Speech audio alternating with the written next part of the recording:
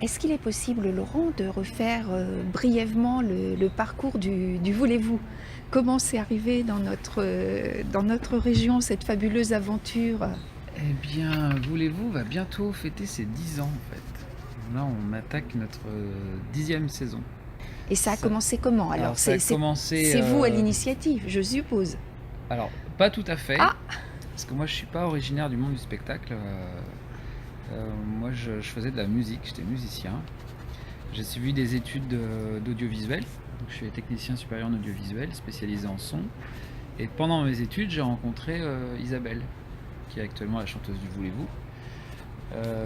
Et ce qui s'est passé, c'est que je l'ai suivie. Elle avait une compagnie de cabaret traditionnel. Je l'ai suivie et j'étais fou de voir ce que faisaient les techniciens qui étaient sur place. Ils se fichaient du rendu du spectacle, etc., etc.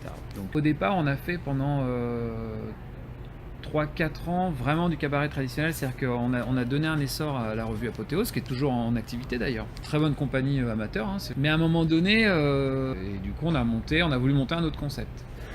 Alors il se trouve que moi je travaillais dans des belles boîtes d'événementiel, et c'est comme ça qu'on a pu commencer à travailler avec de la vidéo. Alors aujourd'hui ça paraît évident, mais à l'époque ça coûtait excessivement cher, matériel hors de prix.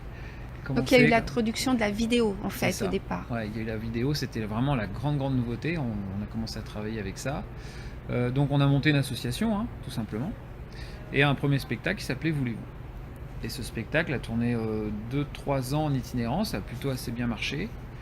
Et j'étais donc dans l'événementiel. Moi je travaillais à la Défense, hein, je m'occupais de Cœur Défense, du CNIT, du Carrousel du Louvre. Je faisais des grosses manifestations, et le week-end en plus avec les copains on allait faire des spectacles, et tous les copains en question étaient aussi dans la production, dans l'événementiel.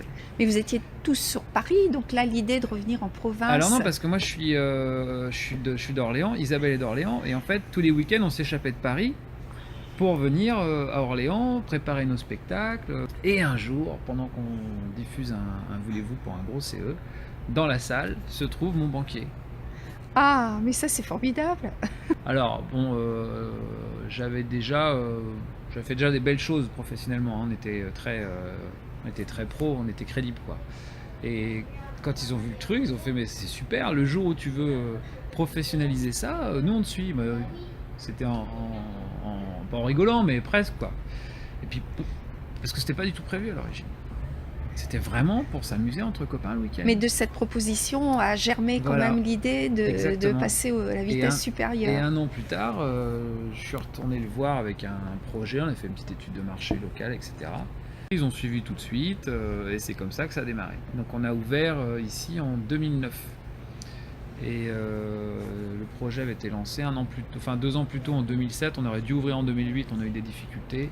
On a fait un premier spectacle qui s'appelait Au-delà du miroir, qui était une adaptation, alors en plus, parce que la différence c'est que quand on arrivait dans une salle, on la prenait une journée avant pour qu'elle ait toute la technique, toute la vidéo, tous les trucs un peu pointus.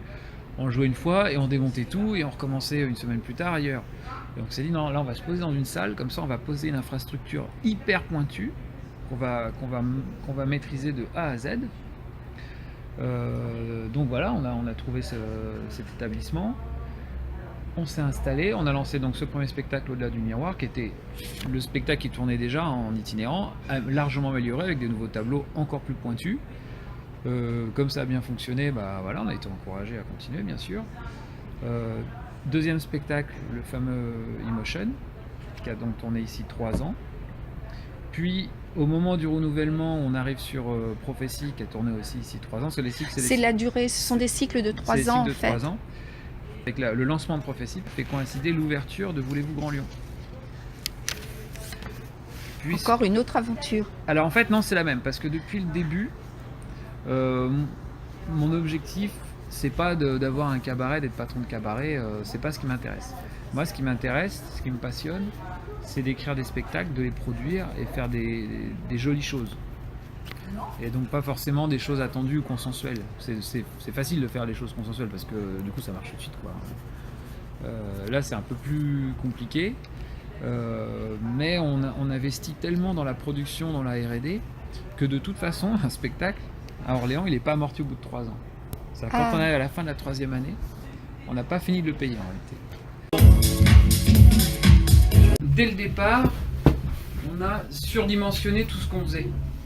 C'est-à-dire qu'à chaque fois qu'on fait quelque chose, on le projette à 3, 6 ans, 10 ans.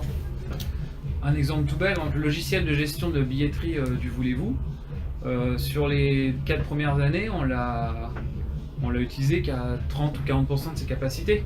Mais parce qu'on savait qu'un jour, on aurait besoin de davantage de ressources. Alors plutôt que de renouveler les outils, tout de suite on se dimensionne sur où on forme les gens de telle sorte qu'ils soient capables d'absorber plus tard davantage de charges. Et en fait, le cycle de 3 ans, on repart dans une autre ville. Quand on a ouvert nouveau Lyon, public en fait. Voilà, quand on a ouvert Lyon, en même temps, donc on mettait à l'affiche Prophétie. Et du coup, on a décalé le eMotion qui avait tourné 3 ans à Orléans. On l'a déplacé à Grand Lyon. Alors évidemment, à chaque fois, on réadapte. On met un petit coup on dépoussière, on s'adapte aux nouveautés, etc. Puis en plus, tu prends du recul avec le temps, forcément. Donc il y a des choses que tu n'as pas fait en cours de spectacle, parce que c'est toujours compliqué de changer un show une fois qu'il est calé, mais là, c'est l'occasion. Puis il y a peut-être aussi des petites modifications, parce que dans l'autre ville, ça va être un autre chorégraphe, une autre équipe. Ils vont peut-être faire. Non, le chorégraphe, c'est le chorégraphe. D'accord, l'œuvre, elle reste intacte. Tu vois, par exemple, ce qui s'est produit là sur Prophétie qui a déménagé à Lyon, c'est que j'avais des artistes qui présentaient des aptitudes un peu différentes. Et du coup, là où j'étais coincé dans certaines lectures, par exemple sur Prophétie, grâce à ces aptitudes, j'ai pu créer des personnages qui m'ont permis d'apporter des clés supplémentaires. Donc du coup, sur le Prophétie, j'ai rajouté 2-3 petites scènes, tu vois, mais qui ont facilité la compréhension. Ici, on savait qu'il y avait des problèmes de compréhension à certains endroits précis. Toi, à force de le jouer, tu sais où ça se trouve. Ben voilà, ça s'est permis de débloquer les choses. Et des remarques qu'on avait parfois sur Prophétie à Orléans, on les a plus du tout à Lyon. Alors que ça vient tout juste de démarrer en plus. Ça fait un mois et demi qu'il le joue là. Et donc en fait là, c'est une toute nouvelle revue. Elle a déjà évolué depuis Oui, que alors globalement, un spectacle, il faut une 40aine de représentations pour le caler. C'est ce qu'il faut. Donc là, on est d'abord on est très content parce que pour une première génération de spectacles pour Utopia, c'est très satisfaisant parce que le public est vraiment réceptif. Ça rit où ça doit rire, on sent qu'il y a une émotion quand ils doivent être émus. Voilà, ça fonctionne. Les mécaniques fonctionnent bien. Donc c'est aussi l'apprentissage, quoi, avec le recul. J'en ai pris des claques, donc à force, t'apprends. On sait ce qui fonctionne moins bien. Donc voilà, donc après, les cycles de production, ils sont aussi de façon calés sur 3 ans, parce que quand on lance une saison, là, comme on fait là, c'est 1 an de travail acharné pour vraiment caler le spectacle. Ensuite, l'année qui suit, moi je suis en écriture pendant à peu près 1 an, et ensuite il y a une année de production. Donc la sortie d'un spectacle, en réalité, c'est 2 ans de travail, avec une année de off entre les deux qui permet de caler le spectacle justement qui vient de sortir.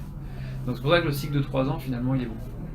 Mais vous êtes sans arrêt en ébullition là, au niveau créativité, matière prise. Quand est-ce que Laurent se repose? Isabelle Rosvet assez. Moi, évidemment, c'est pas que du plaisir, faut pas exagérer, mais parce que d'accord, je suis directeur artistique et je suis l'auteur des spectacles, mais j'ai une charge importante parce que je suis directeur général du groupe. Et qu'aujourd'hui, le groupe il pèse pas loin d'1,5 million. Donc ça fait des responsabilités importantes auprès des fournisseurs, auprès des gens qui travaillent pour nous tous les jours. Des loyers à payer, on a des emprunts à assumer, comme n'importe quelle entreprise. Et c'est là que la gymnastique est compliquée, parce qu'il faut passer entre l'artiste et le gestionnaire. Exactement. Et donc c'est pour ça que j'ai 2 postes de travail. Quand je suis ici, je fais vraiment de la gestion. Aujourd'hui, là, j'ai réglé l'histoire de facturation, vraiment de l'administratif. De la gestion d'équipe commerciale, et je crée à la maison. En fait, j'ai un autre bureau à la maison où là, oui, j'ai toutes mes machines de production, de création, d'écriture. Je switch très très vite de l'un à l'autre. Quand je suis en créa, je suis en créa. Mais je suis en créa de 14h à 16h, à 16h01, c'est terminé, je passe à autre chose. Mais c'est une gymnastique. Voilà, c'est une gymnastique de l'esprit, une vie qui est cloisonnée. Ouais. Et puis après, comme n'importe quel artiste, comme n'importe quel créateur, en fait, tu crées tout le temps, tu t'en rends pas compte, mais l'esprit vagabonde. Ton hémisphère gauche déconnecte, ça permet à ton hémisphère droit de se mettre au travail, en tout cas de pouvoir avoir le droit de s'exprimer, parce qu'il est toujours réprimé.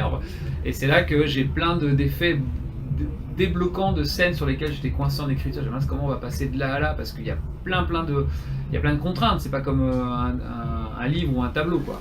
Quand on crée pour du spectacle, d'accord, il faut raconter une histoire, il faut qu'il y ait un propos, bien sûr, parce que je supporte pas les spectacles qui racontent rien. Il faut qu'il y ait un parti pris, mais au milieu de tout ça, il y a des contraintes. C'est que ma première contrainte, par exemple, c'est mon nombre d'artistes. On est limité, sur le modèle économique qu'on présente aujourd'hui, à 10 artistes. Point. Si on passe à 11, on ne sait plus faire, ou alors il faut monter tous les tarifs. C'est pas possible. Donc, en prenant ces contraintes-là, il faut aussi penser qu'à chaque fois que tu crées une scène, c'est qui est sur scène, comment ça rentre, comment ça sort, comment il va pouvoir être sur la scène suivante, le changement de costume, etc. Donc c'est plein de mécaniques comme ça imbriquées. Et le court terme, là, c'est faire perdurer, évoluer la revue actuelle. Il y a beaucoup. Alors là, on a une rentrée très très très intense. Pour tout vous avouer, depuis que je suis rentré le mois d'août déjà, jusqu'à ce moment-là, aujourd'hui on est le 10 novembre, j'ai travaillé entre 12 et 18 heures par jour tous les jours. Non-stop, 7 jours sur 7. Parce que là ça envoie du lourd. Il y a Utopia qui est sorti à Orléans, il a fallu faire toutes les adaptations de Prophétie à Lyon. C'est-à-dire que j'arrive, là par exemple, là j'arrive tout juste de Lyon là. Là je sors de Lyon, j'arrive ici pour refaire, il y avait 2-3 adaptations à faire cet après-midi sur le spectacle en lumière. Et hop, on rattaque ce soir, et demain je me remets à l'écriture de Super Satodon qui sort dans moins d'un mois. Donc là on a 3 nouveaux spectacles à Orléans. Alors voilà, avant de se quitter, si on récapitule, qu'est-ce qui tourne actuellement? Alors actuellement à Orléans, on a Utopia qui est une nouvelle création. On a mis à l'affiche Caprice qui a été rodé pendant 1 an à Lyon. Maintenant qui se trouve aussi à Orléans. On a une nouvelle création pour enfants qui s'appelle Super Satodon qui va jouer début décembre. À Lyon, on a donc Prophétie qui a joué ici 3 ans, qui a été déplacé là-bas. On prolonge évidemment Caprice, qui est la grande revue traditionnelle. Et Fruity Comedy, le spectacle pour enfants qui a joué ici, qui a été déménagé définitivement à Lyon. Ce qui fait que dans chaque établissement, on a un spectacle signature, donc Prophétie, Utopia. Ensuite, on a un spectacle de revue traditionnelle, revue musical, Caprice, qui est identique dans les 2 établissements. Et ensuite, on a un spectacle pour enfants dans chaque établissement. 3 spectacles à l'affiche dans chaque établissement. Après, il y a des petites particularités en plus. À Lyon, on a les écoliers qui sont programmés, qui avaient gagné la France en incroyable talent. C'est des Lyonnais. Ils jouent jamais à Lyon parce qu'ils n'ont pas de salle. Donc voilà, on a trouvé un deal de coproduction. Parallèlement, il y a un projet d'ouverture d'un 3e Voulez-vous en septembre de l'année prochaine. Où là, pour le coup, on remettra à l'affiche le Emotion qui a été arrêté, donc qui va faire un petit break d'1 an et qui va être remis à l'affiche. Ce qui fait que c'est très intéressant pour nous, ça commence à devenir intéressant parce qu'on va arriver sur des durées de vie de spectacle d'au moins 9 ans. Et ce qu'on aimerait maintenir, c'est ce rythme d'ouverture d'un nouveau Voulez-vous tous les 3 ou 4 ans. Donc, la particularité de Voulez-vous, donc non seulement sur le positionnement artistique, bien sûr, parce qu'on est les seuls à faire ce qu'on fait, sur le type de clientèle aussi, parce qu'on est vraiment les seuls à viser les actifs, c'est notre cœur de cible. Ce qui fait aussi la différence, c'est qu'il y a d'autres propriétaires qui ont plusieurs cabarets, mais on est les seuls en fait à homogénéiser notre offre, quel que soit l'établissement.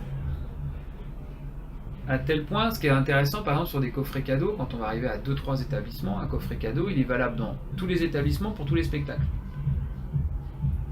Donc on est en train de créer la franchise du divertissement.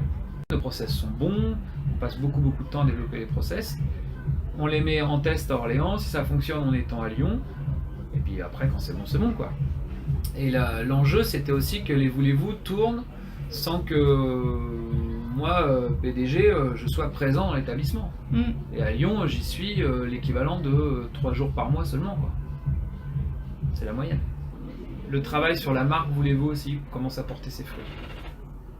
On travaille autant la marque que les spectacles dans nos communications. C'est ce qui nous fait gagner en crédibilité en tout cas. Et des propositions spécifiques pour les fêtes évidemment, 31 décembre, grande soirée, c'est la plus grande soirée de l'année. Et puis le cadeau idéal, c'est le coffret Voulez-vous, parce que quelle que soit l'envie et les goûts des gens indépendants, ils vont toujours trouver leur bonheur. puisque c'est valable pour tous nos spectacles. Et nos spectacles, ils sont Donc il est valable variés. pour tous les spectacles, toutes Tous les les villes, toutes voilà. les représentations, C'est enfin ça. bien sûr selon le planning de l'établissement. C'est Mais valable pour la catégorie dans laquelle on vous a offert la place, mais c'est valable pour tous les spectacles et dans tous les établissements. longue vie où voulez-vous. Merci. Et puis maintenant je m'en vais découvrir en fait le spectacle du jour.